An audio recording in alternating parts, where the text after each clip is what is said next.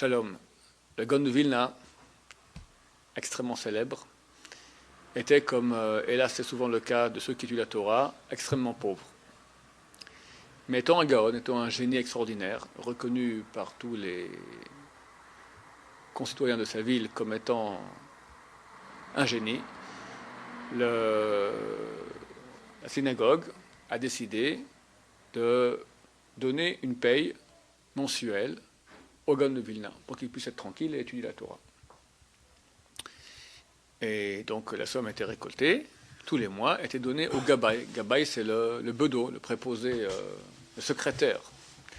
Le secrétaire a commencé à donner tous les mois au Gaon de Vilna, mais peu à peu, il commençait à enlever un peu. Il y avait 20%. Le Gaon ne réagissait pas. Il a enlevé 40%, après 60%, 80% et 100%. Et durant plusieurs mois, voire quelques années, le Gaon de Vilna arrivé vraiment à lui et ses enfants à une situation de famine. Il n'a rien dit. Le Gaon n'a rien dit. Le Gabbai, le secrétaire, a reçu une maladie très grave et agonisant. Juste avant de mourir, il a reconnu qu'il prenait l'argent du Gaon de Vilna dans sa poche. Durant ces années de presque famine, la femme du Gaon de Vilna reçoit des pressions de sa famille. Divorce. Ton mari, c'est un bon à rien, il sait qu'étudier, il se passe devant les livres, qui sort travailler, il ne sort pas travailler, divorce, tu as des enfants, il faut bien qu'ils te nourrissent, etc.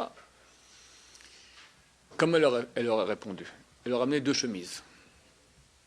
2 chemises du Gaon de Vilna. Elle leur a dit, regardez, ces 2 chemises, elles appartiennent à mon mari. Une, elle a porté une semaine, l'autre, elle est neuve de la lessive.